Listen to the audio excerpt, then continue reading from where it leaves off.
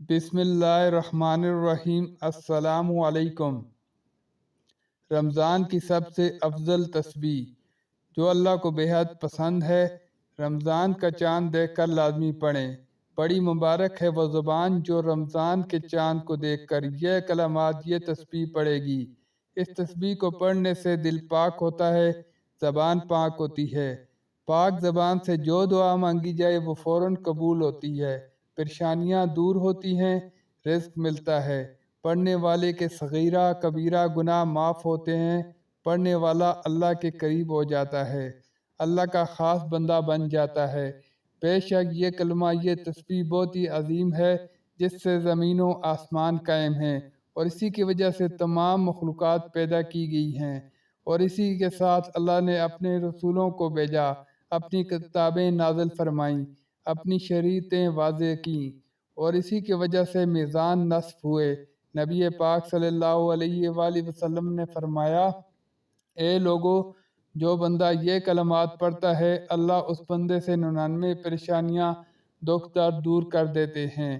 اس تسبیح کو رمضان کا چاند دیکھ کر جو پڑھے گا، انشاءاللہ وہ پورا سال غموں سے، پریشانیوں سے، ہر آنے والی مصیبت سے اللہ کی حفاظت میں رہے گا۔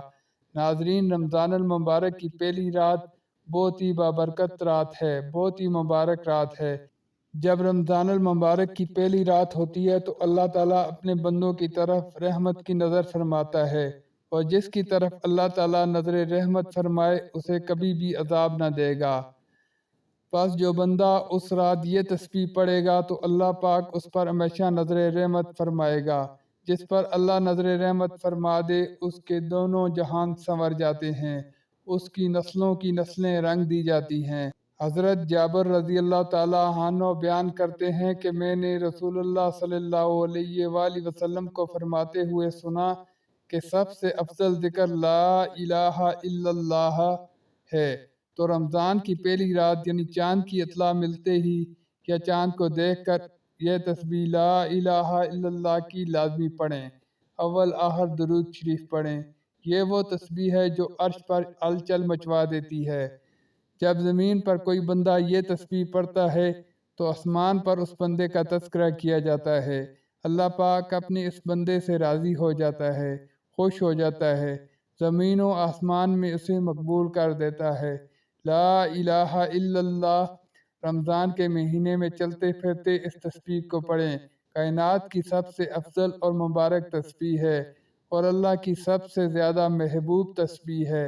اس تسبیح کو پڑھنے سے دولت ملتی ہے، رزق ملتا ہے، صحت ملتی ہے، پریشانیاں دور ہوتی ہیں۔